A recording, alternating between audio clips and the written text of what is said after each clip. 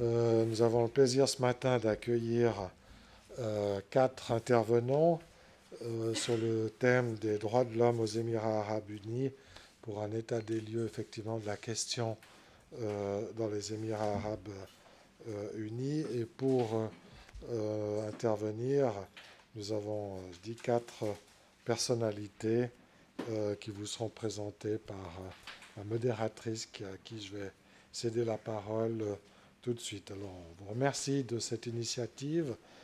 C'est un plaisir pour nous de vous accueillir ici au Club Suisse de la Presse. So it's a pleasure to welcome you here at the Swiss Press Club for this meeting, for this press meeting.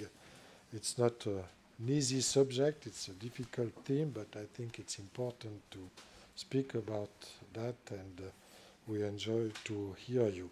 So before to give you the floor, I would like to ask you to sign our golden book. Just a signature here below, and okay, just a signature. As you like, comme vous voulez, comme vous voulez. Non, non, here.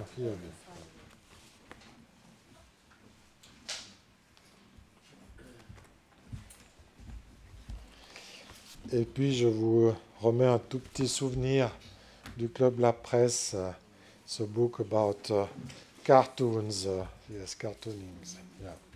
Little souvenir from Geneva. Thank you. And I was enjoying it. yes, and now I would like to give the floor to Mrs. Safwa Aïssa. Yeah. Voilà, vous appuyez sur le bouton. Ouais. Merci beaucoup. Je remercie M. Guimettan qui représente le Club Suisse de la Presse pour nous avoir reçus aujourd'hui et nous avoir et d'avoir bien collaboré avec nous pour l'organisation de cette conférence de presse. Je suis la présidente du Centre international pour la justice et les droits de l'homme, qui est membre de ce collectif d'ONG pour les droits de l'homme qui est actif depuis quelques mois sur la question des Émirats arabes unis. Il y a certainement une raison pour la tenue de cette conférence de presse que je vais expliquer, et puis la raison aussi d'être de ce collectif pour les droits de l'homme.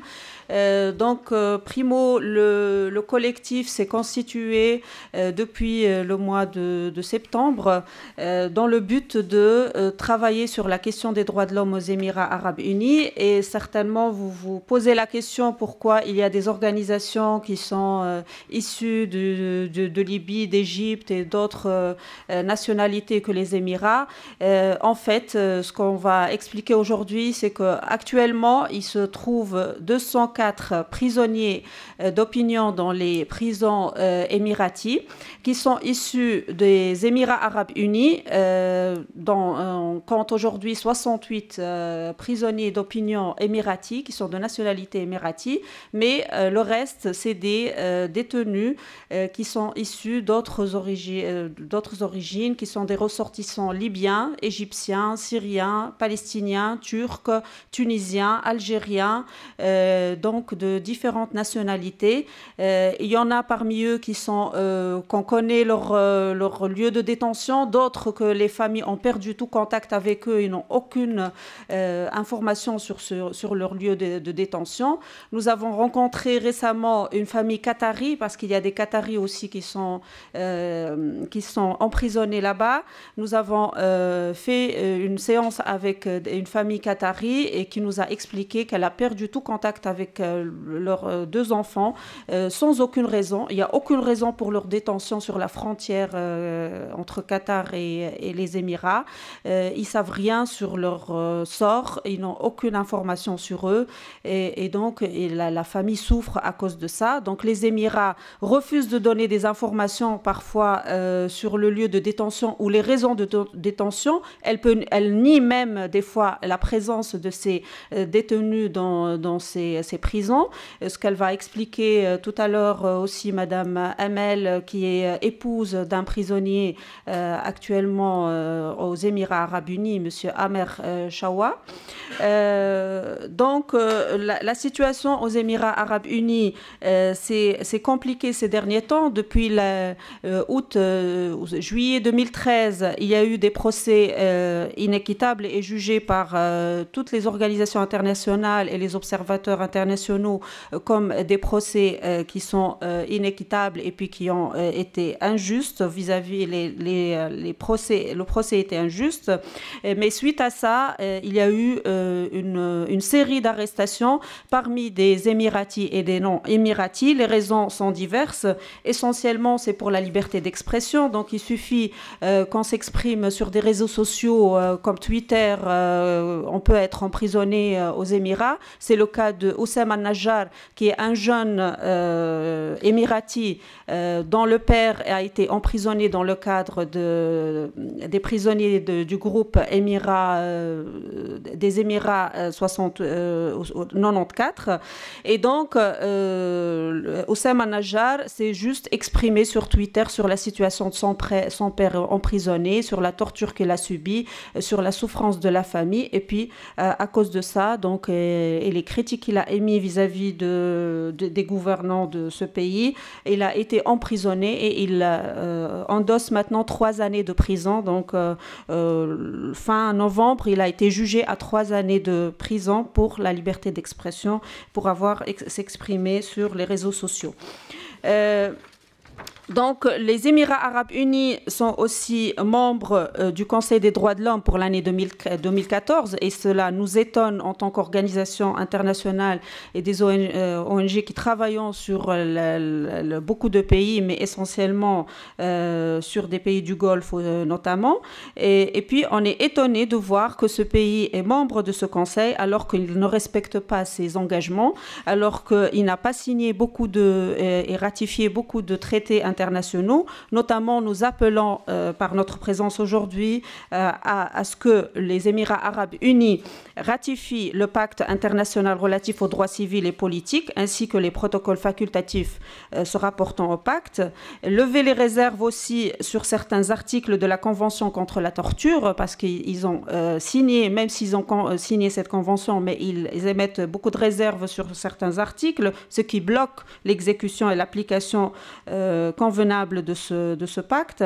Veiller au respect des droits humains dans les juridictions nationales, parce que tout récemment aussi, un des événements marquants pour cette année, c'est que les Émirats arabes unis, en août 2014, ils ont promulgué une loi antiterroriste qui ne vise que la criminalisation des opposants et de tous ceux qui critiquent le régime en place, plus que de criminaliser les terroristes ou de juger les terroristes. Et suite à cette promulgation de loi, il y a eu aussi une liste d'organisations qu'ils ont jugées terroristes selon leurs critères, s'ils ont des critères, mais cette liste, elle a été établie par le Conseil des ministres, alors qu'elle doit être établie par une instance indépendante, surtout une instance judiciaire, mais ce n'est pas le cas, ça a été établi par le gouvernement lui-même, donc c'est une liste qui n'est pas neutre et qui a visé des organisations qui sont actives dans l'humanitaire comme dans les droits de l'homme et dans des secteurs différents dans des pays européens qui n'ont rien à voir avec les Émirats ni ce qui se passe dans les Émirats. Ils ont été listés comme des organisations terroristes et nous dénonçons aujourd'hui cette liste et nous saluons le gouvernement du Suède qui n'a pas voulu reconnaître cette liste et beaucoup d'autres gouvernements européens ont refusé de reconnaître cette liste parce qu'ils connaissent que ces organisations sont des organisations pacifiques et qui n'ont rien à voir avec le terrorisme. Donc, si on veut faire une loi antiterroriste, il faut s'attaquer aux vrais terroristes et non pas aux opposants et à ceux qui s'expriment librement. Donc, c'est le cas des Émirats arabes unis, malheureusement. Donc, nous considérons aujourd'hui que notre présence là, c'est pour dénoncer toutes ces violations relations aux Émirats arabes unis, mais aussi nous considérons que l'évolution économique de ce pays reste inachevée, sans une volonté réelle de mener des réformes politiques et sociales. Nous voulons aussi que les médias et puis la communauté internationale prennent conscience du lobby qu'exerce ce pays afin de discréditer et intimider ses opposants et tous les défenseurs des droits de l'homme qui critiquent son régime, parce que ce régime exerce une pression non pas seulement sur ses citoyens, mais aussi sur les étrangers qui habitent là-bas et ceux qui résident ou travaillent aux Émirats, mais aussi sur les organisations qui travaillent en dehors des Émirats et qui luttent pour les droits de l'homme. Et donc, ils sont aussi soumis à une pression, comme les médias notamment. Nous aimerions aussi œuvrer pour que le gouvernement émirati respecte ses engagements internationaux et l'appeler à libérer les prisonniers d'opinion et les prisonniers aussi étrangers, les ressortissants étrangers sur son territoire et qui sont normalement sous sa protection, mais beaucoup de familles aujourd'hui ne connaissent rien sur le sort de leurs enfants ou de leurs proches qui sont aux Émirats, détenus des fois dans des lieux secrets, et puis ils subissent la torture.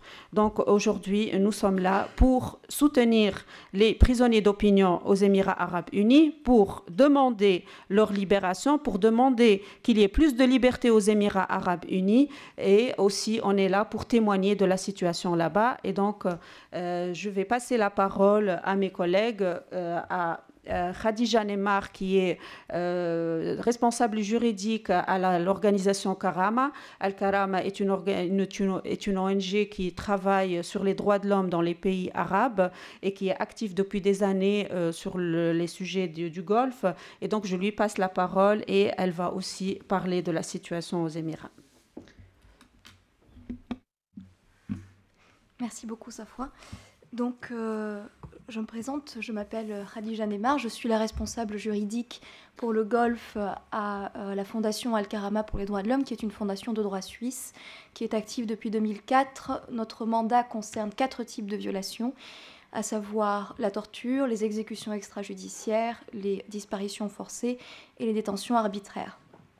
Donc je m'occupe de la région du Golfe, qui est l'une des 4 régions de notre mandat, avec l'Afrique du Nord, le Machrek et le Nil. Donc, dans le cadre de mon travail, je dois dire que les Émirats arabes unis constituent un dossier qui est assez lourd, je dirais, avec l'Arabie saoudite, en termes de répression, d'utilisation arbitraire de la détention au secret, de la torture, pour contrôler la société, mais aussi à travers ces outils de répression,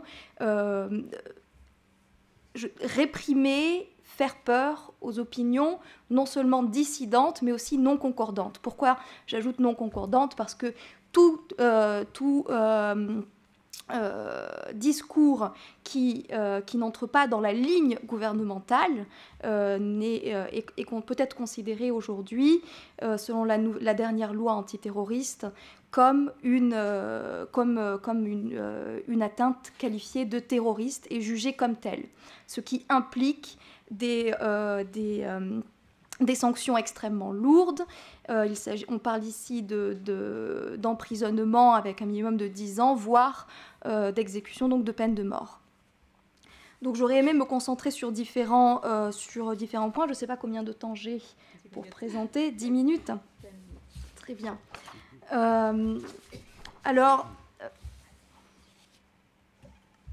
Donc il y a une évolution qui est extrêmement préoccupante aux Émirats, vers la répression de toute critique. Et cette critique n'est pas seulement contenue aux Émirats, mais comme l'a souligné Safwa, se répand aussi dans le monde arabe. Ce que ça veut dire, c'est qu'il y a aux Émirats des prisonniers qui ne sont pas seulement émiratis, mais aussi des nationaux d'autres pays arabes qui ont une position critique vis-à-vis non seulement de la politique au sein du monde arabe, dans les États arabes alliés aux Émirats, mais aussi dans un cadre un peu plus global de politique internationale, étant donné la situation actuelle dans le Moyen-Orient. Donc, personnellement, cela fait 6 mois que j'ai commencé à Al-Karama, mais il y a 5 ans de ça, le chef de la mission émirati à Genève avait demandé à rencontrer Al-Karama.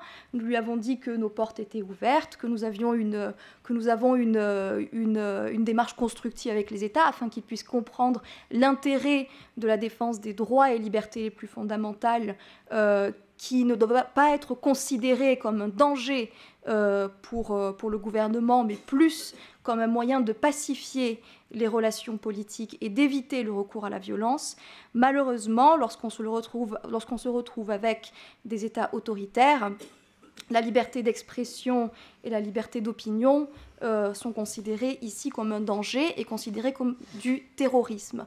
On assiste en quelque sorte à une inversion de la logique terroriste où la volonté de s'inscrire dans une démarche politique, démocratique, de participation à la vie politique de manière pacifique et une volonté de demander le respect des droits reconnus internationalement comme étant des droits et des garanties fondamentales est considérée comme terroriste et réprimée par l'utilisation de moyens tels que la torture, la détention au secret, qui eux-mêmes utilisent la terreur contre des personnes, des individus qui demandent le respect de leurs droits et libertés fondamentales. Donc c'est quelque chose que je trouve extrêmement inquiétant, surtout étant donné aujourd'hui le contexte international. Donc on pourrait vous parler de différentes personnes, comme Oussama al-Najjar, qui a été arrêté non seulement pour avoir tweeté, mais aussi, il faut le rappeler, pour avoir rencontré Madame Gabrianols pendant sa visite aux Émirats de janvier à février 2014, qui est la rapporteure. Donc Gabrianols est la rapporteure spéciale des Nations Unies sur l'indépendance des juges et des avocats. Et il faut aussi souligner que l'une des raisons de son arrestation n'est ni plus ni moins que sa discussion avec un rapporteur spécial de l'ONU sur la situation de son père. Et ce n'est pas le seul cas ici. La plupart des cas que nous avons, donc Oussama al-Najjar, mais aussi al-Roqan, qui est un défenseur, un avocat dans les droits de l'homme qui est reconnu aux Émirats, qui demandait des réformes pour assurer le respect des droits et des libertés fondamentales de ses concitoyens, a été arrêté. Il faisait partie de la commission, de l'association des juristes émiratis, qui était la seule association indépendante de juristes aux Émirats, qui a été dissolue, dont les membres ont été arrêtés, et le gouvernement a placé des personnes loyales, en quelque sorte, aux autorités émiraties. Le problème que l'on voit aux Émirats, c'est que la politique, qu'elle soit interne ou internationale, est aussi décidée au niveau des services secrets, ce qui pose énormément de problèmes en matière de respect de la règle de droit, en matière de respect des droits et libertés fondamentales. Qui dit service secret dit actions qui ne sont pas revues par des autorités capables de s'assurer du respect des droits et des libertés fondamentales. Et quand l'ensemble des politiques internes et internationales sont décidées à ce niveau-là, il ne faut pas s'étonner qu'on en finisse avec des vagues d'arrestations arbitraires et de tortures. Au niveau de la pratique, donc comment ça se passe, que je vois au niveau des cas que j'étudie, je reçois donc des plaintes de familles de victimes que je transmets aux rapporteurs spéciaux des Nations Unies, donc détention arbitraire, torture, disparition forcée. Et s'il y a bien ce qu'on peut dire, comme on appelle en anglais, un common pattern dans ces situations-là, on va avoir donc une personne qui va être suspectée de près ou de loin de critiquer le gouvernement, qui va être arrêtée sans mandat d'arrêt, sans que lui soient données les raisons de son arrestation, va être détenu au secret, ou enfin là d'ici le terme juridique est incommunicado, va être détenu au secret pendant plusieurs semaines, voire plusieurs mois.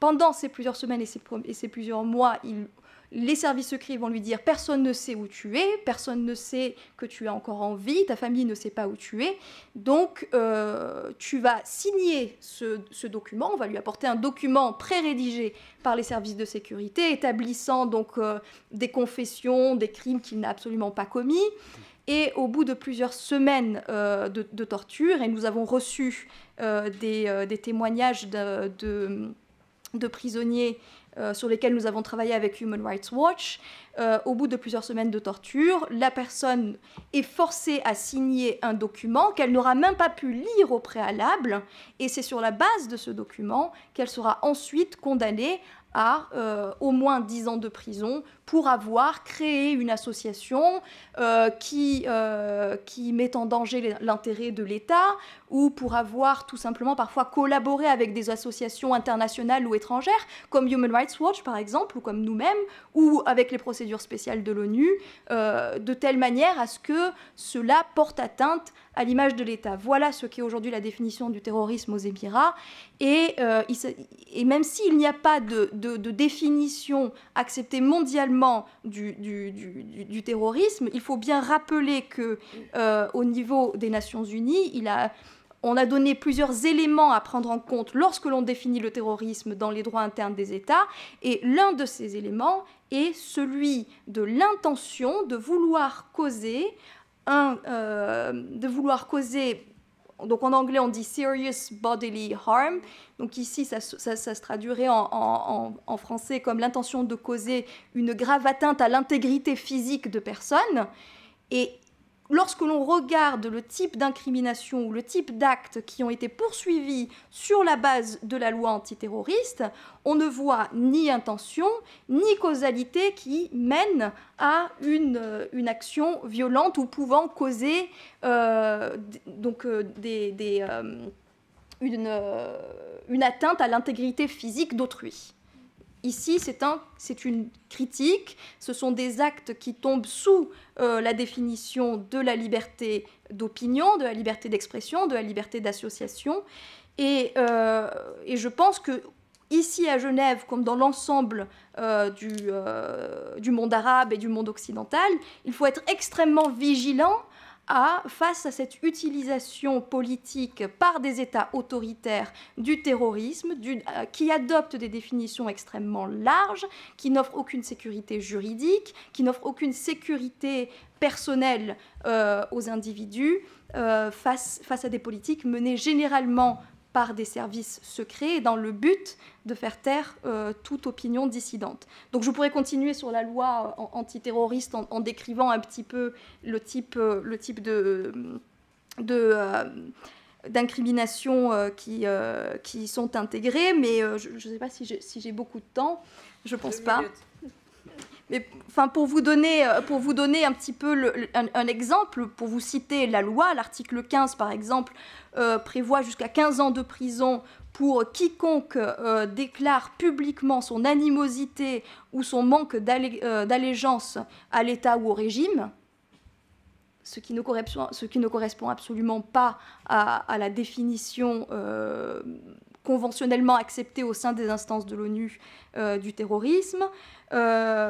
Quiconque s'organise ou prend contact avec des organisations internationales ou externes afin de fournir des informations qui, en anglais, disent misleading, mais des informations qui pourraient amener des organisations extérieures à penser du mal de l'autorité émiratie.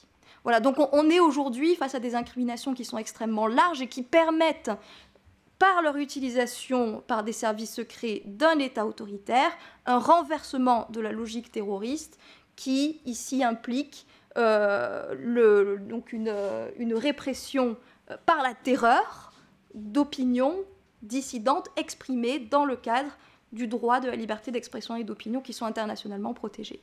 Voilà, donc j'espère qu'on aura la possibilité de discuter un petit peu plus ensuite. Oui. Merci. Merci beaucoup, Khadija, pour cette intervention fort intéressante. Et je donne la parole maintenant à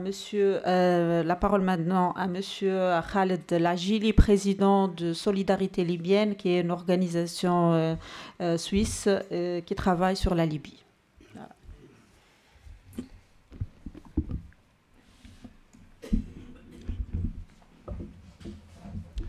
Welcome, ladies and gentlemen.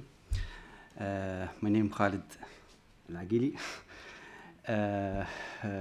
President of Human Rights Solidarity. Actually, in this session, I will talk about 2 points. First, regarding those who were arrested in the United Arab Emirates, and second, about the 2 strikes which our capital, Tarablus, has exposed. Actually, the beginning it was with the strike first at 18 of August. The capital of Libya, Tripoli, got 2 air strikes. The first was at early morning, about 2 o'clock at morning, and the second after a couple of days, 23rd of August. It's also at about 6 o'clock. Those who were killed during this attack, about more than 30. And the double of them were injured. According to the technical report which made by the Libyan military, it was the source of this air force were unknown. Till the New York Times leaked a news about that those who were, behind this attack is the United Arab Emirates, and then it's explicitly, mentioned during an interview with Dr. Abdul Khaliq Abdallah. He's the, political consultant of the Crown Prince Mohammed bin Zayed. He said that very openly that we were behind this attack, and this Emirate Air Force who attacked Tripoli for 2 times. It's actually strange because we have no political tension or any political problems with the United Arabic Emirates. All what we have kind of investment during the Gaddafi's era.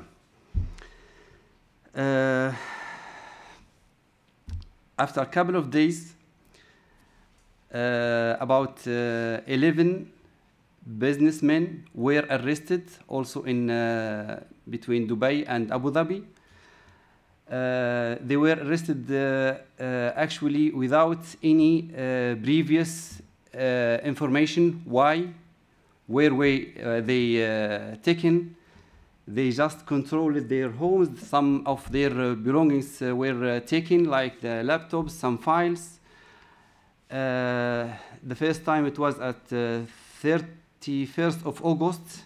Second day, couple of others were also arrested, disappeared without any information about which, part of the security who were behind this, or in which detention they are. The second, the second visit, they told them that under the security of in Abu Dhabi, where exactly no one knows till this time. Since we have already experienced with this environment with during the Gaddafi's era, and how they could make kind of fear which could not enable anyone to talk, to express. I tried personally. At that time I was actually in Istanbul. I tried to make my contact with some of people who are living in Istanbul. I feel kind of fear that they are not able to express what exactly happened. They told me that we have some kind of security activities during time. And then I received another call, please don't contact us directly. Anyhow, we try to call the families all this time. If they have any contact via telephone, visit, whatever it is, nothing, which so-called in the as exhibition comunicado. So these people and their families, of course, suffering this disappearance. No one knows those people where they are. In fact, we also have a previous, experience, which was bad experience with Mr. Abdallah Al-Ghazal. He was arrested at 2001, actually. And also at the same days, 31st of August, after a couple of days, his wife actually received his corpse, and they, with a medical report, says that he's, suicide. His wife, I have already contact with his wife till now. Last call, it was just, about 4 days ago. And she mentioned he's exposed to torture. So, this kind of behavior is well known with the United Arab Emirates. This regarding those who were arrested. Also, during this, period after the revolution, after the Libyan revolution, there is no actually any problem or any tension between the two countries. But we discovered later on there is a kind of operation room which deal with those who has, special loyalty with the Gaddafis and his, loyalty people, just trying to resist the revolution, to make the revolution as it's unsuccessful. Actually, what discovered later on, even Libya is still under the item number 7, and it's not, permit to import or export weapons to Libya. We discovered all these modern weapons were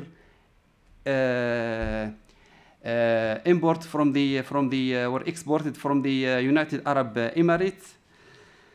So till now, it's unclear why all these activities against our country, especially, and also why they arrested those people. No one has a clue about them. That's all. What about my this presentation? That's all. Thank you very much. I hope that you will learn good news about these disappeared persons as little as possible, as soon as possible. So now, maintenant, je vais passer la parole à Madame Amel Shawa, qui est l'épouse de Monsieur Amer Shawa, qui est ressortissant turc et palestinien. C'est la très récente arrestation à l'encontre d'un homme d'affaires, donc qui s'est rendu aux Émirats Arabes Unis et qui a été arrêté à l'aéroport. Donc Madame Amel est parmi nous aujourd'hui, que je remercie d'avoir accepté de venir depuis Istanbul pour témoigner et puis parler de la situation de son mari. Alors je lui donne la parole. I thank Ms. Safwa Isa, and on behalf of her, the International Center for Justice and Human Rights for organizing this event, and the Geneva Press Club for hosting it, and for all of you for your precious time to attend, and for your keenness and sensitivity and conscientiousness to give a listening ear. My name is Emel Inal Al-Shawa. This is like the French spelling of my name. This is not the way we spell it in Turkish, but it's okay. I'm here to give you the account of my husband, Dr. Amir Al-Shawa, a recent victim of enforced disappearance and arbitrary detention in the UAE. I have been to the UAE twice. The buildings and malls, with an amazing variety of architectural style and the luxury one can witness in all aspects of life, make you think that maybe this is one country that has solved all her problems. There is a grim reality we got to learn by experience, though, behind this glamorous picture, as it was highlighted by a recent Amnesty International report. Hasiba Haj Sahrawi, Amnesty International's Deputy Director for the Middle East and North Africa Program, wrote on November 18, 2014, that beneath the facade of glitz and glamour, a far more sinister side to the UAE has emerged, showing the UAE as a deeply repressive state where activists critical of the government can be tossed in jail merely for posting a tweet. My husband, Dr. Amir Al-Shawa, a Turkish citizen of Palestinian origin, arrived in Dubai on October 2nd, 2014, to attend a family wedding. His flight landed around 6:30 in the morning. After repeated inquiries and 34 hours, the airport police finally informed us that he was taken by the UAE State Security Agency. We were not provided with any further information or explanation as to where he was taken and why he was taken. As of today, December 8, he has been subjected to enforced disappearance for 68 days with no news or information regarding his whereabouts, well-being, and the reason. The only one time he was allowed to contact his family was on October 14. I received a call on my mobile phone. It was from an unknown number. Unexpectedly, it was my husband. It was clearly a supervised call. He sounded in good health, but strangely calm, as if it was the most ordinary thing for somebody to have disappeared for 13 days. He gave a rosy picture that he was receiving good treatment, had access to shower, a clean room, and offered tea and coffee mornings and evenings. In our 5-minute conversation, he mentioned that they needed to keep him for a few more days for some formalities. A few more days turned out to be 55 days and counting. Later, I found out this is almost a standard procedure that most detainees were allowed one call to their families at some point during their detainment with nearly identical explanations. Enforced disappearances are crimes under international laws. Dr. Amir Al-Shawa has been forcibly disappeared for more than 2 months. The authorities should immediately acknowledge this by a written response to the Turkish embassy and reveal his whereabouts and allow him immediate access to consular and family visits and a lawyer.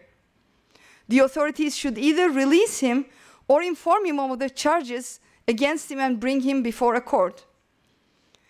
Here I have to stress the fact that the evidence should be a valid and real one, not something that he was forced to sign under extreme circumstances. Unfortunately, at this point, I have all the reasons to doubt that there will be a fair trial in the UAE, but only a charade of a trial. Amir is a father of 3 young adults, a dedicated family man, a charitable, humble, intelligent, and resourceful individual, an honest and hardworking businessman. A dedicated family man, he is deeply missed by all of his family and friends. Amir is the kind of person that even introverts could not resist. There is no one who does not feel at ease with him due to his peaceful, joyful, and friendly demeanor. He would take care of the elderly, play with the children, keep family ties strong through daily calls to his mom and brothers and sisters, and through frequent visits, even though each family member lives in a different country. He has a special bond with his children, and he would make time to call home several times to talk to each one of us, even if he was on a business trip in China. He would observe his surroundings and reach out to people who need help, be it a man whose credit card got stuck in the ATM by giving him some money, or filling out forms for some elderly illiterate ladies in the airport. He made friends from complete strangers. A humble and kind-hearted person, he would visit the janitor when he got sick. He would change his route to buy milk for a kitten he saw on the street. An intelligent and honest and hardworking individual, he holds a PhD in electromagnetics and laser optics from School of Engineering in Ohio University, USA. He taught in Ohio University in USA, Boğaziçi, Sabancı, and Işık Universities in Istanbul, Turkey. He worked in a semiconductor company in New York from 1997 to 2000 after completing his PhD. He served as a top manager in 2 microelectronics companies between 2000 and 2005 in Turkey. Currently, he is the general manager of a reputable real estate development and construction company in Istanbul. He is so meticulous in his business dealings as well as personal transactions that even people I do not know reach out to offer help in his absence, praising his fairness and honesty. A resourceful and accomplished man, in all his 17 years in the United States and the past 14 years in Turkey, Amir was a model citizen in his dedication to the well-being of the society he lived in. For 2 years in a row, he was awarded the Graduate Student Leader Award by Ohio University as a result of his outstanding performance and activities as the president of Muslim Student Association. Through the experience he developed from his years in the USA, he has been a leader in establishing and working with NGOs to serve the society. He helped in establishing several NGOs in the US, Europe, and Turkey, unfortunately some of which came under the unfortunate terror list that UAE revealed a few days ago, serving social, charitable, and educational causes.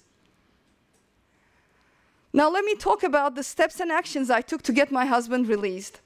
The first 4 days following his disappearance were Islamic holiday. We kept in touch with the Turkish embassy over the phone, but we did not get any information. Starting from October 8 till today, I started by visiting the Turkish embassy in Abu Dhabi to get their help and advice. Then I went to the Interior Ministry in Abu Dhabi to submit an appeal to Sheikh Zayed bin Al Nahyan, the UAE Interior Minister. From there, I was forwarded to go to Abu Dhabi Police Headquarters. I was rejected on the basis that their office would not accept any official communication in English, and that I did not have a case number for him. I was referred to find his case number in Abu Dhabi Police Department, but his passport number was not in their system. I was told to go to the Criminal Investigation Department, where again I was told that there was no record of him. October 12, I went back to Abu Dhabi Police Headquarters to submit the appeal in Arabic this time, but I was rejected because there was no case number. That meant there was no case, therefore there was nothing to appeal. I went to a nearby store for fax and photocopy and faxed the letter that I wrote, both in Arabic and in English, to the office of the Interior Minister. The next day, October 13, I emailed the same letter addressing it to some human rights organizations that I found on the internet in the UAE. I wrote a letter to be presented to the Turkish Foreign Minister.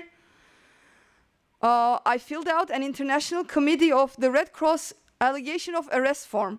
My son and I sent family letters through the International Red Cross organization, and we were assured that he would see the letters and he would be allowed to write back. That was a month and a half ago. We have not received a single line. I sent a letter to the Amnesty International in London. October 15, I submitted a United Nations Human Rights Council complaint procedure form. October 17, I hired a lawyer in Turkey. He sent official letters to places that I already did, as well as to others like the Turkish Parliament, Human Rights Commission, the UAE Foreign Ministry and Ministry of Justice, and several other human rights organizations in the Middle East and Gulf region. On October 21, I made a press release in front of the Istanbul Consulate of UAE. We made a Facebook community page about my husband as his family and friends and put the story and updates and news in the media to share with family and friends. I started a petition through Ava's website trying to exert public pressure on the UAE authorities. I sent it to all acquaintances along with a summary of the incident in 3 languages, Turkish, Arabic, and English. Our lawyers sent written requests for an appointment both to UAE Consulate in Istanbul and Embassy in Ankara for 3 weeks, but we were denied an appointment. In sum, for the past 68 days, neither the Turkish Embassy in Abu Dhabi, nor the Turkish Foreign Ministry, nor his family was informed about his whereabouts and the reason for his abduction detention. All our attempts to contact the UAE authorities were futile. There is not a single response to the hundreds of letters written by his family, lawyer, Turkish authorities, and human rights organizations. And we keep sending the letters on a regular routine base every week, just renewing the date. I contacted 9 law firms in Abu Dhabi to hire an attorney to find my husband and what charges, if any, have been levied against him. But to my dismay, all 9 of them declined my request. It seems law firms are firmly instructed not to take a case that has to do with the state security agency. Through such intimidation, their victims are stripped of their legal rights to be represented and thus placed outside the legal protection. As Joe Stark, the Deputy Middle East and North Africa Director of Human Rights Watch, put it, enforced disappearances are grave international crimes that can place victims at serious risk of torture and cause their families anguish. The new disappearances are evidence of the UAE's increasingly repressive behavior. The UAE has grown accustomed to its serial violations of human rights, passing without comment from an international community that appears to be cowed by its aggressive diplomacy. The longer this silence goes on, the more the international community appears to send a message that it does not care. Despite being elected to the UN Council, the UAE has not signed most international human rights treaties, including the Convention Against Torture. We have to stand up against this arrogant attitude of disregarding international laws and put an end to enforced disappearances and arbitrary detentions. I joined the International Center for Justice and Human Rights call and condemn the wave of arbitrary arrests. I call on the authorities of the United Arab Emirates to ratify the International Covenant on Civil and Political Rights and the International Convention for the Protection of All Persons Against Enforced Disappearances. Please help us spread awareness and stop these ongoing gross human rights violations in the UAE. Please sign the petition that I started on Avaz. And I thank you for being here, being a voice to the international community to break its silence and show that it cares. Thank you. Thank you very much, Amel, for your intervention. Je remercie beaucoup Madame Amel pour ce témoignage émouvant. C'est un exemple type des personnes qui sont en train d'arrêter aux Émirats Arabes Unis. Donc, elle vous a présenté son parcours de vie et puis même son profil pour que vous voyez l'injustice qui a été faite à l'encontre de Amr Shawa et bien d'autres, bien entendu. Maintenant, je donne la parole au public, donc aux journalistes qui sont là pour poser des questions à nos intervenants. Donc, vous avez la parole.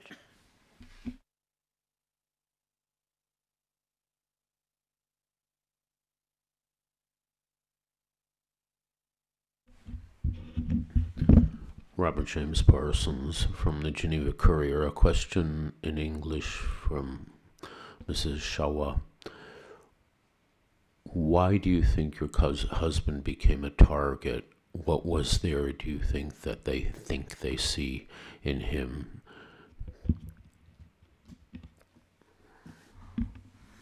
I believe his conscientious and sensitive work for the cause of Palestine and for the cause of Masjid al-Aqsa to increase awareness and to increase, to build like sensitivity around, especially in Europe, about this issue. Like he established several NGOs in Turkey to establish solidarity between the Turkish community and Palestinian people. He was an active member for that cause for a long time, from his time in US. So that's what I believe that they are doing.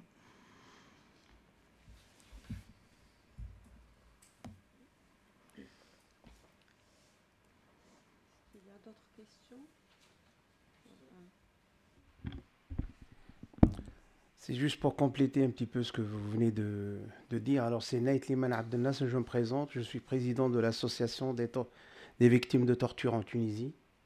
On fait partie de ce collectif-là.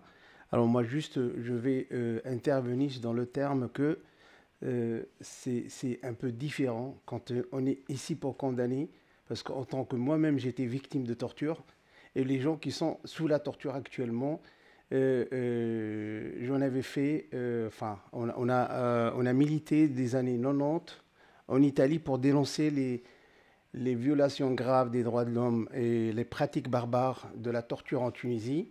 Et quand j'ai été arrêté, extradé par l'Italie vers la Tunisie, et j'y suis passé moi-même par la torture, alors là, je peux vous confirmer, je peux vous dire que c'est là vraiment c'est l'émotion que j'ai actuellement. C'est très, très, très différent entre dénoncer, on est ici, et les gens qui sont sous la torture actuellement, qui subissent des actes et puis, les plus barbares qu'on peut condamner. C'est juste pour un petit peu sensibiliser les médias qui sont ici, pour que c'est pas pour transmettre ou informer l'opinion publique européenne, mais qui sont eux-mêmes que c'est un devoir qu'il faut vraiment aller de l'avant pour vraiment condamner, et puis que ces gens-là, ils ne restent pas dans l'impunité totale. Voilà, merci beaucoup.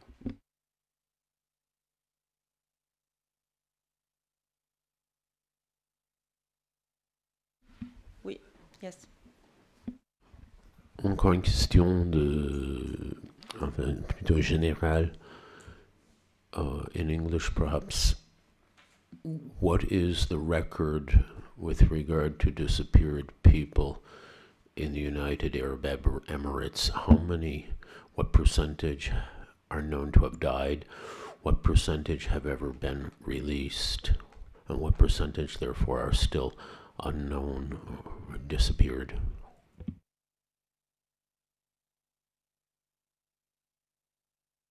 Oui, oui. I can speak in French. En français, si vous préférez. En français, oui, oui.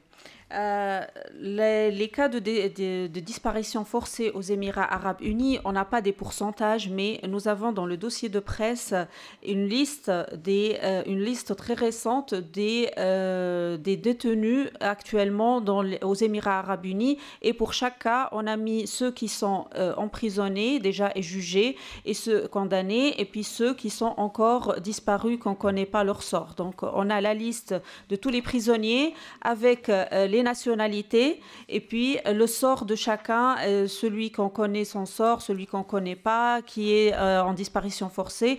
Mais d'une manière générale, comme elle a expliqué un petit peu tout à l'heure aussi Khadija, et puis elle va compléter certainement, c'est qu'aux Émirats arabes unis, il y a un passage obligé par la disparition forcée quand quelqu'un est détenu, qu'il soit pour ses opinions ou bien pour d'autres raisons, donc pour des crimes. Donc il y a un passage obligé où la personne, elle est mise pendant quelques mois dans des lieux secrets. Donc ils ont des prisons secrètes. Il y a 2 ou 3 prisons secrètes actuellement dans lesquelles ils mettent ces détenus. Ils subissent des tortures pendant un certain temps, et puis après quelques temps, en fait, ils peuvent les transférer dans une autre prison.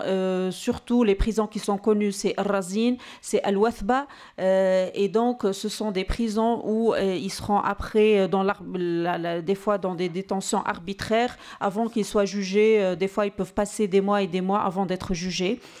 Donc, c'est la situation, et nous avons soumis, en tant que centre, et puis d'autres ONG comme nous, ils ont soumis beaucoup de cas de disparition forcée au rapporteur spécial et puis au groupe de travail sur les disparitions forcées, parce qu'il y a beaucoup de cas aussi aux Émirats arabes unis spécifiquement qui sont, on peut désigner de disparition justement forcée, mais vous pouvez voir dans le dossier de presse la liste complète.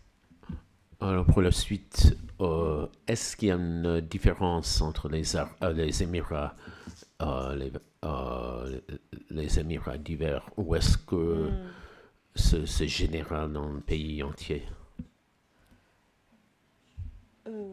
C'est-à-dire, est-ce qu'on court un risque plus important par exemple à Abu Dhabi, comme opposé à Dubaï? Non, c'est pareil. C'est pareil, il n'y a pas de...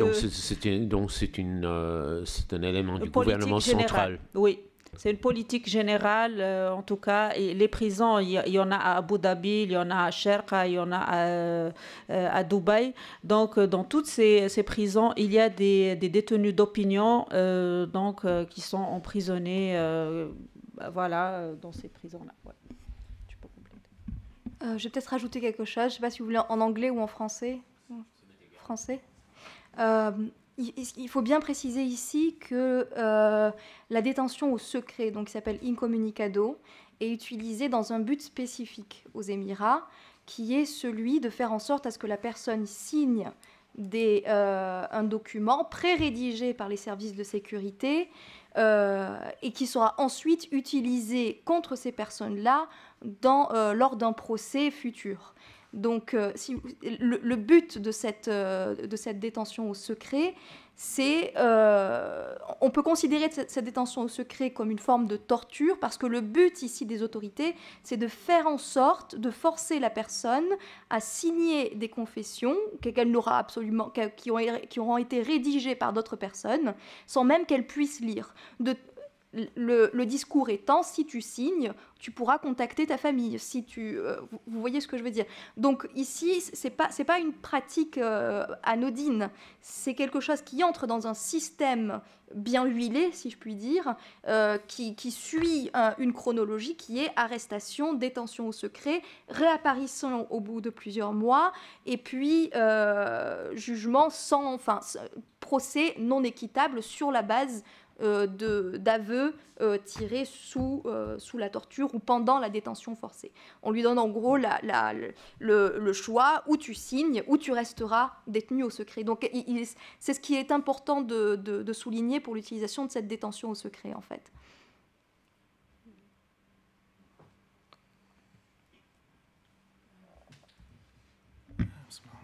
Thank you very much. It's in English. I am a physician, a friend of Mr. Amr Shawa. If you allow me, it's a comment, not a question, actually, to address the gentleman there. About the question, why does the family think he was abducted? And I refer to what Mr. Khader Agheli said. It's very puzzling why they are choosing certain people and doing certain actions to do that. I mean, he mentioned clearly that why the Emirates is bombarding not just Tripoli in Libya, but Tripoli, Gherian, Tarhuna, Zuwara in the east, everywhere, and taking this part and this action.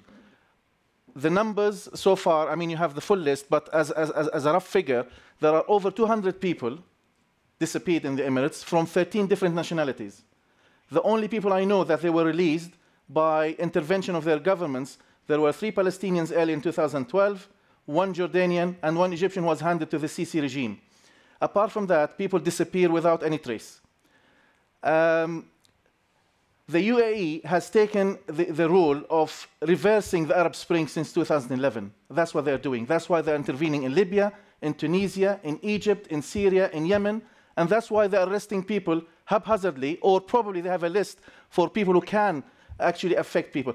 What Mrs. Ashawa said, that he is involved in the Palestinian cause like any other Palestinian in the world, this is not a crime, and let us assume for argument's sake that he has committed a crime, charge him, give him his rights, lawyers, consular representation, meeting with his family, bring a charge against him, put him against a fair trial, and then you can talk about crimes. What's happening now that people are disappearing without a trace, without any charge, without any rights whatsoever, and the international community is keeping silent and quiet and doing nothing, probably because the UAE is serving what the powers in the world are trying to do in the Arab Spring. Thank you. What is to Mrs. Shawa again? How do you evaluate the interventions on the part of the Turkish authorities? Do they seem to be simply following the forms, or or do you have this suspicion that they may be insincere?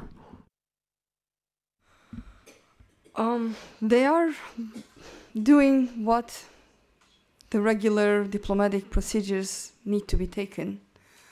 But unfortunately, at this point, as this was brought, as it was mentioned when we were requesting some authorities in Turkey, when we asked their intervention, they said that Turkey and UAE are not in very good terms at this point because of different political agenda that they're following. Like Turkey supported the elected Mursi government, whereas UAE chose to support the military intervention and the military coup.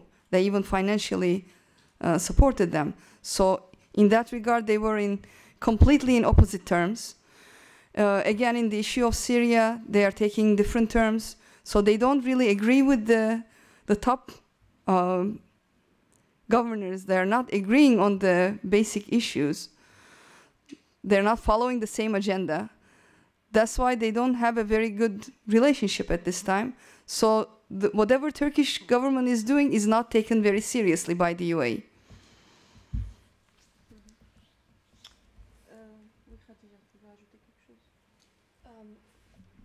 Je voulais juste commenter aussi sur le fait que les victimes n'ont pas accès à des avocats et le fait, and the fact, Mrs. Shawa, that you said that no lawyer actually accepted to take the case of your husband. Qu'aucun avocat n'a accepté en fait de prendre le cas de Monsieur Shawa aux Émirats.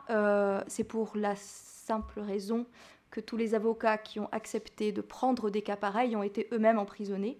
Et nous avons de nombreux cas que nous avons soumis aussi aux procédures spéciales au sein de l'ONU, d'avocats spécialisés dans les droits de l'homme qui ont été emprisonnés ou qui ont été forcés à quitter le pays, comme c'est le cas de l'avocat M. El-Komeiti, qui a dû demander l'exil en Europe et qui est aujourd'hui en Europe. Donc les avocats ne vont pas accepter, parce que à partir du moment où on prend un cas comme ça, on finit dans la cellule à côté. On finit dans la cellule à côté de la personne qu'on essaye de défendre.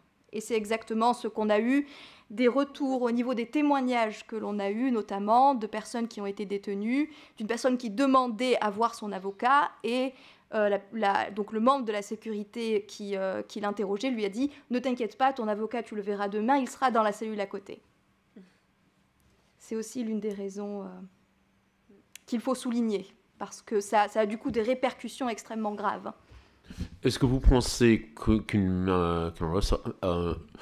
Madame, your husband has what passport? A Turkish passport? Turkish. Alors, do you think, vous me suivez en anglais?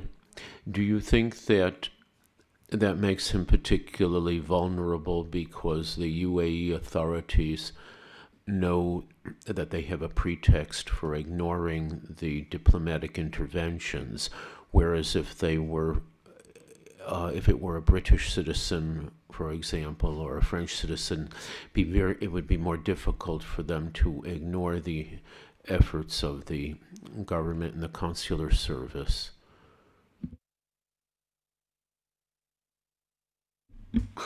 I don't think in this case it would matter much.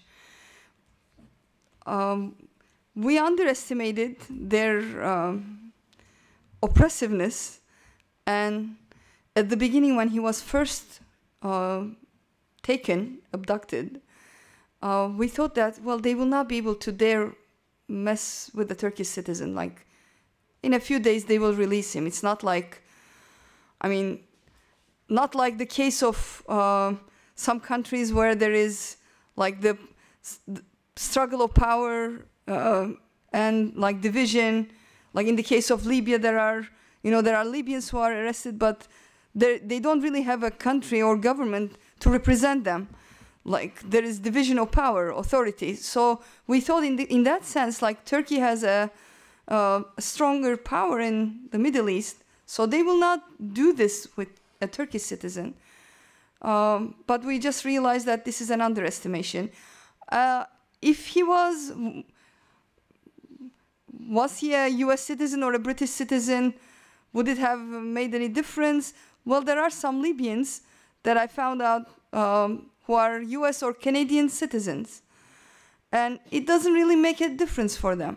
I mean, in their understanding, if you are not a white Christian American or British, but an Arab who obtained that citizenship, you are not much different than the other Arabs. So they can deal with the way they want with you. This is their understanding, as far as I can tell. And I'm not sure how much even the governments would stand behind those individuals. Like for the Canadian, Libyan, I don't think there is anything that Canada has ever done. Unfortunately, it was the case when you would remember, like Rachel Corrie, who was killed under an Israeli tank. She was a U.S. citizen, a white American, not an Arab origin or anything. But when her parents went to sue or went to ask the U.S. government as to why they're not taking any action against Israel to defend their citizen, they were simply told that she should not have gone there. So how much of an action even the governments are taking for individuals who are sensitive to international issues or to such politically sensitive issues is debatable.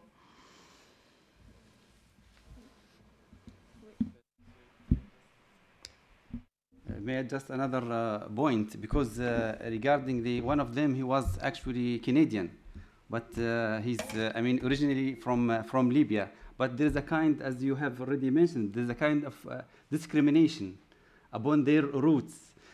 And at the beginning, they told us about this case, especially this case, that he's not arrested. He just, kept in his home. He's not able to move out of the Emirates.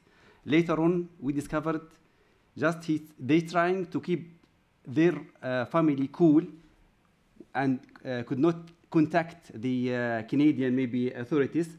But later on, we discovered he's also arrested next day, and he's still arrested till this time. The very strange point, actually, that most of those people, the minimum he was living in Emirates since from about 15 years. Two of them more than 24 years, living without any problems, without any. They never inquired by the police or by the security before. Suddenly, this event has happened. One of the cases, the last case, actually, he was, in a meeting with the Libyan ambassador in Emirates. Just after he left this, his home, they arrested him in the front of the home. With a direct contact with the last call we received from him, from his colleague in Libya. So there is something. It's purely political. Issue. It's not. It has nothing.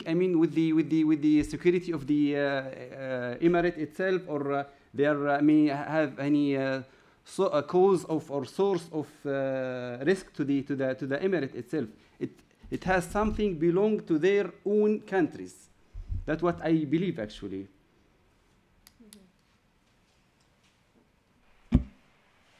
Thank you for your presentations. I'm a student at the University of Geneva, and I'm not diminishing the problems and challenges the UAE is facing, but I feel the need to make a rather general remark, especially in regard to the terrorism law mentioned. Many countries have issued a list of terrorist organizations or terrorist individuals. In all these countries, these lists are generally open to review from time to time, as new organizations can be added or dropped from the list. And also, the Emirati law leaves the door open for reconsideration, as any organization or any individual target can ask for a review to be dropped. So, yeah, because after all, we're not only here to blame and shame, but to rather find and undertake concrete measures to analyze and help the situation, and not only in the UAE, but in all Arab states. Thank you.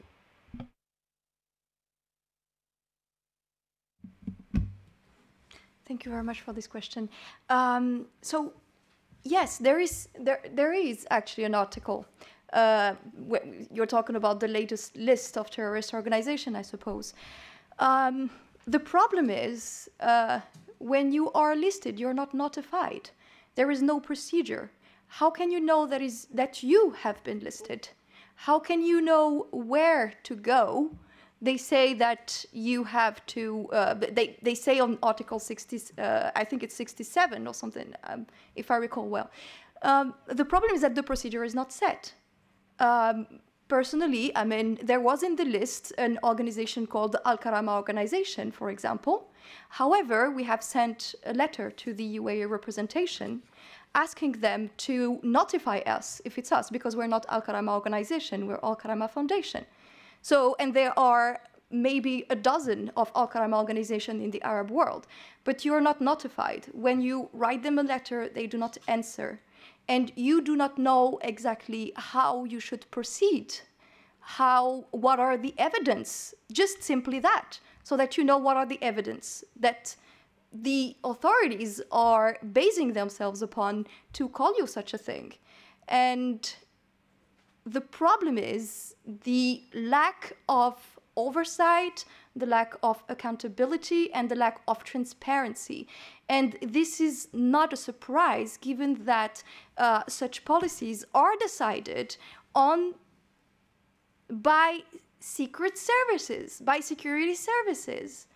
I mean, when you look at the way the UAE authorities and government is organized, when you look at just read the first line of the UAE constitution. It starts by we the rulers will decide that A, B, C, and D.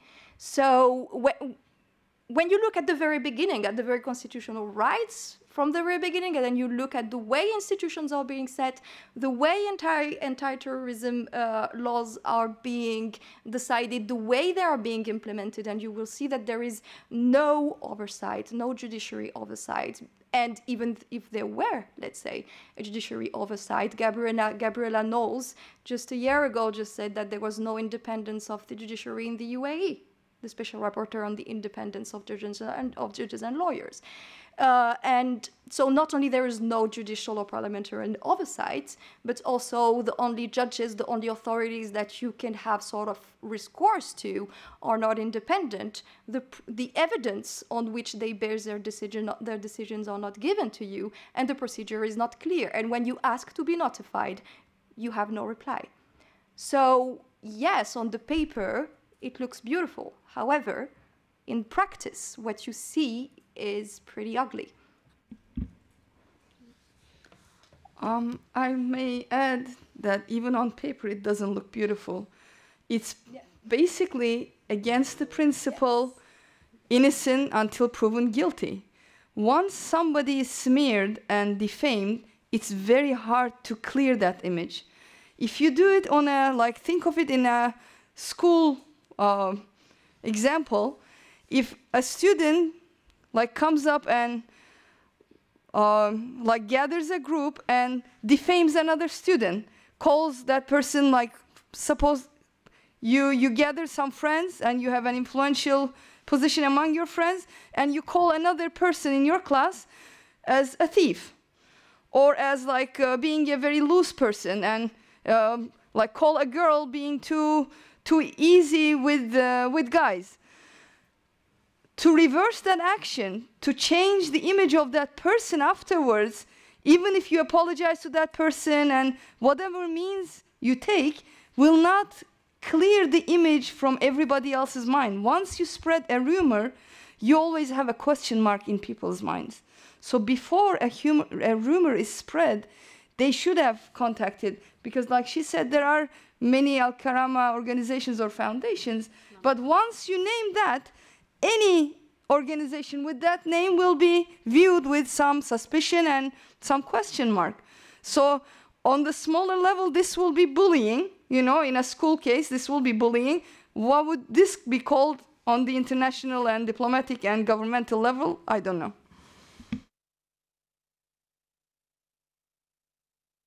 Right. Actually, I totally disagree with the lady. No, we have to name and shame.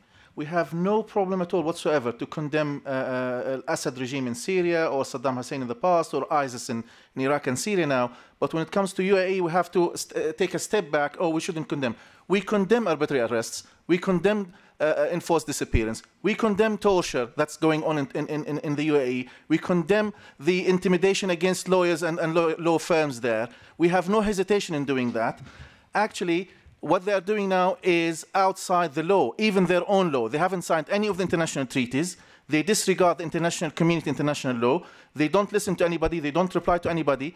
It's a totalitarian state now, a rogue state that has no regard to anybody else in the world. No, we do condemn them. We do name and shame them. They have the right to issue a list and put the names of organizations. Now they're talking about individuals to add to the list.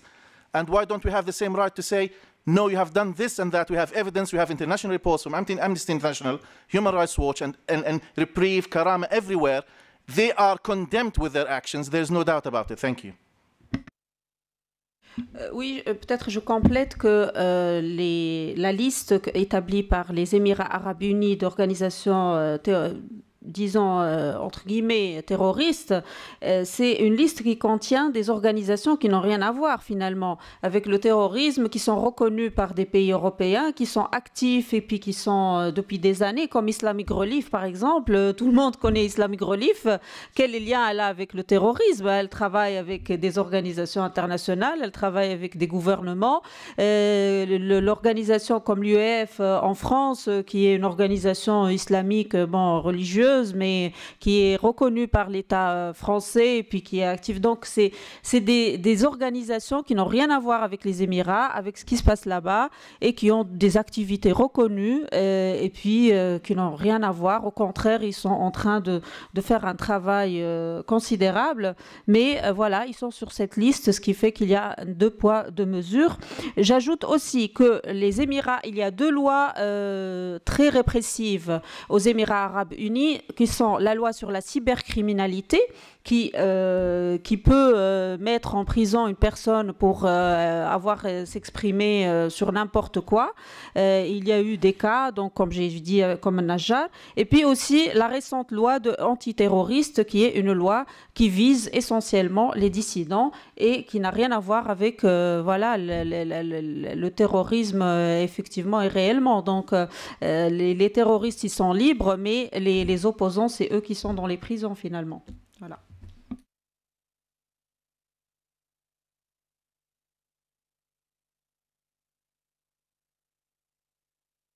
J'ai la voix un peu cassée, excusez-moi. 2 questions. Pensez-vous que cette liste a aussi été faite par des services de sécurité? Et la deuxième, pensez-vous que ces problèmes sont aussi d'un ordre régional?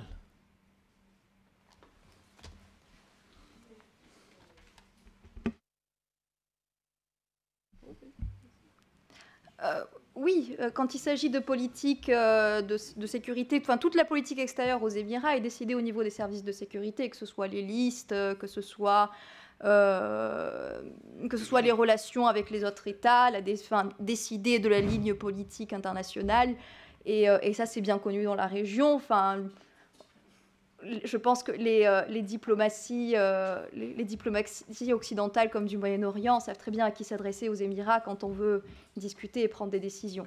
Donc oui, bien sûr. Ensuite, est-ce que ça fait partie d'une espèce de politique régionale aussi? Oui. Alors, on est bien d'accord que les groupes armés qui utilisent la force dans le but de terroriser des populations sont des terroristes, oui, et ça c'est à condamner. Mais quand on ajoute dans la même liste des organisations comme UK Relief ou même le Cairn aux États-Unis qui travaille avec le Congrès à Washington, enfin je veux dire, et qu'on les met dans la même liste en tant que terroristes, au final, moi je pense qu'ils se sont plus décrédibilisés qu'autre chose. Ça dit plus des Émirats que des groupes qui sont inclus dans cette liste. Ça dit énormément de choses. Et le fait que cette liste soit dénoncée par la Suède et même par les États-Unis récemment, voilà, enfin, je veux dire, c'est assez clairement... ça montre un arbitraire dans la politique, qu'elle soit nationale ou internationale, de la part des Émirats, qui est extrêmement dangereuse, surtout dans le contexte actuel dans le Moyen-Orient, où on a besoin d'avoir une expression pacifique des opinions. Tant que l'expression pacifique des opinions sera réprimée de cette manière, ça donnera des tendances extrêmement dangereuses. Et tant que les États, les pays occidentaux, libéraux, les démocraties libérales ne condamneront pas ces pratiques sans réserve, les populations au sein de ces pays commenceront à penser que, y compris même les démocraties libérales, sont main dans la main, si je puis dire, avec les États qui les répriment. Et ça, c'est extrêmement dangereux. Ça crée plus d'antagonisme, ça crée plus de risques, ça crée plus de... Enfin, ça déstabilise encore plus les processus pacifiques de débat politique. Et c'est extrêmement dangereux. Une dernière question.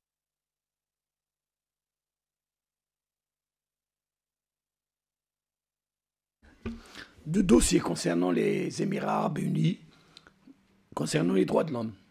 Certaines mauvaises langues disent que cette association ne s'intéresse pas plus à d'autres pays arabes, particulièrement de la région. Quelle est votre réponse? Quel autre pays de la région? Je ne citerai pas. Alors à Al-Karama, et vous êtes bienvenue si vous voulez passer. Vous pouvez voir les bureaux, nous rencontrer. Donc je suis la responsable pour le Golfe. Donc oui, je vais parler des États du Golfe.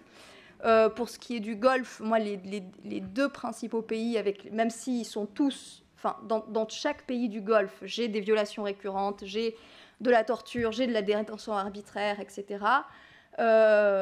Chaque pays a ses spécificités, donc je traite vraiment de chaque pays. On pourra parler ensuite des problématiques spécifiques à chaque pays du Golfe.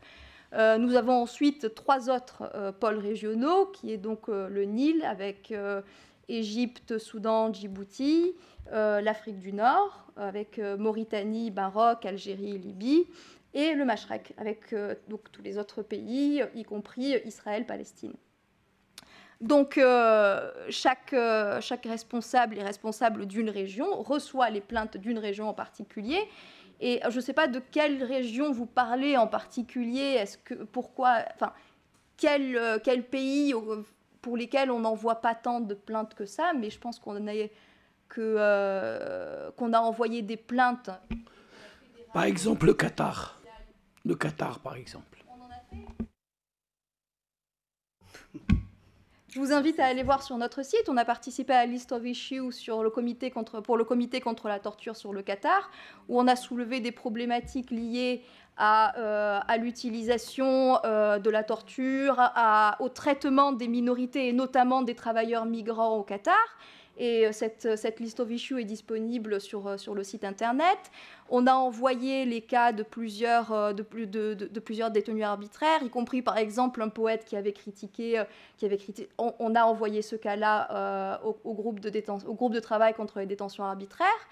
Et tant qu'on ne reçoit pas les violations, on ne va pas les inventer non plus. Donc si on a plus de cas sur notre site internet qui vont concerner les Émirats ou l'Arabie saoudite, c'est aussi parce qu'on a plus de cas qui viennent. C'est tout simplement aussi pour des questions tout aussi pratiques que celle-là, et ça ne veut pas dire qu'on ne traite pas chaque violation pour ce qu'elle est, à savoir une violation. Enfin, personnellement, s'il y a bien une chose que j'essaye de dénoncer, surtout dans notre région, dans le monde arabe, c'est le fait de considérer les droits de l'homme comme une faveur qui vous est faite ou par les libéraux si vous êtes vous-même un libéral, ou par les conservateurs si vous êtes vous-même un conservateur. Et le problème, c'est que tant qu'on restera dans cette approche des droits de l'homme comme une faveur qui vous est faite par quelqu'un qui vous aime bien, entre guillemets, on restera dans cette même situation où l'opposant d'hier devient le chef d'aujourd'hui et violera les droits de celui qui a violé ses propres droits il y a 10 ans de ça. Et c'est ça que qu'on essaye à Al-Karama de combattre et de montrer que ces droits les plus fondamentaux, qui sont le fait d'être libre, de ne pas être sujet à la torture, à la détention arbitraire, à l'exécution, aux disparitions forcées, ne sont pas des faveurs, ce sont des droits auxquels chacun a droit, quelles que soient ses opinions politiques ou religieuses. et que tant que les États, les gouvernements ne comprendront pas que chaque individu, chacun d'entre eux, a droit à ses libertés et à ses droits et libertés fondamentales, on ne réglera pas grand-chose.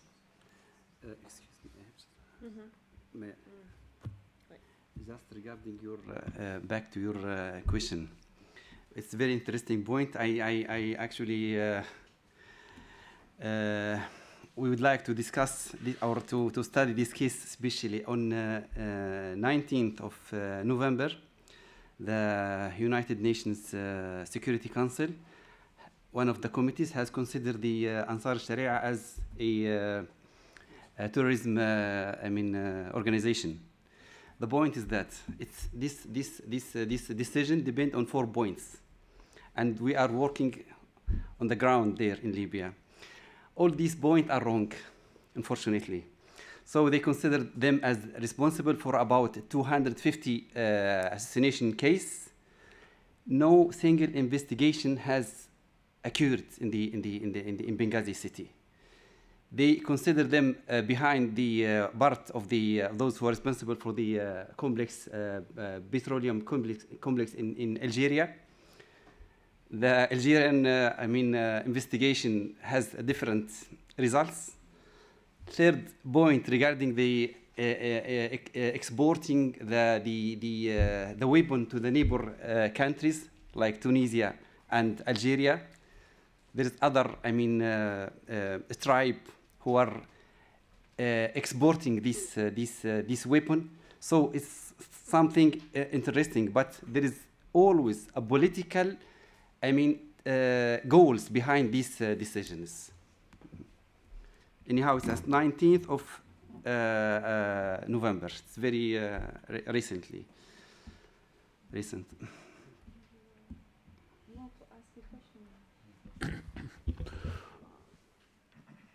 Est-ce que vous percevez une imbrication entre les services de renseignement et d'autres services de renseignement d'autres pays? Do you see a connection between the intelligence services, the security services in the United Arab Emirates and other security services in other states? Ça, c'est clair. Je pense que c'est pas propre aux Émirats arabes unis. Il y a une bonne collaboration, une forte coordination entre les services de sécurité des pays arabes. Ça, c'est clair. Donc, et ça date depuis des années. Donc, ils ont des réunions régulières. Les ministres des Affaires intérieures des pays arabes, ils ont des réunions régulières pour se concerter, pour échanger les expériences.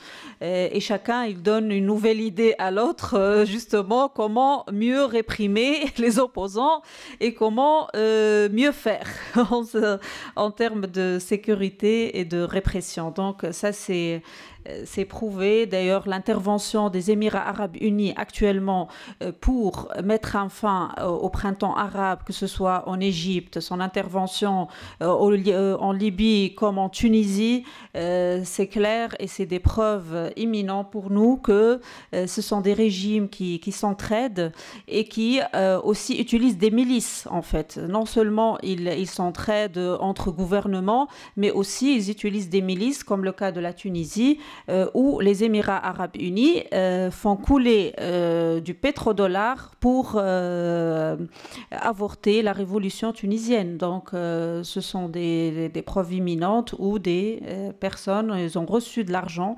justement pour avorter ces révolutions-là, comme il a dit Khaled pour la Libye aussi. Et tout ça, ça ne peut pas se faire sans la complicité des services secrets de ces pays et sans une coordination et sans une étroite collaboration. Donc ça c'est clair. Juste j'ajoute une chose par rapport au monde arabe en général. Pourquoi des fois il y a des organisations qui travaillent sur certains pays et pas d'autres? Il faut savoir que le terrain des pays arabes est un terrain miné et c'est un terrain très difficile aussi.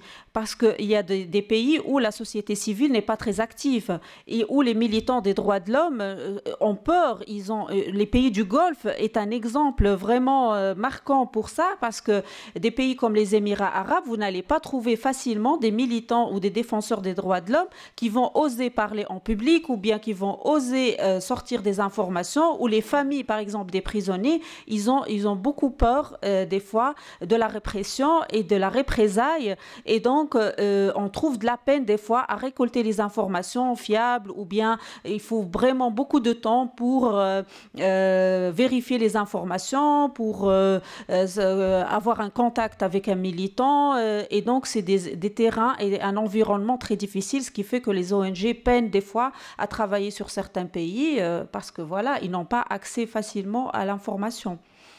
En plus, un pays comme les Émirats arabes unis, il a empêché Human Rights Watch d'entrer dans le pays l'année passée pour enquêter sur ce qui se passe dans le pays au niveau des droits de l'homme. Donc, ils sont capables de tout. Donc, ils peuvent interdire l'accès au pays pour toute personne qu'ils soupçonnent qu'elle peut rapporter des choses réelles de ce qui se passe, des vérités sur la torture ou sur les disparitions forcées ou sur les détentions arbitraire.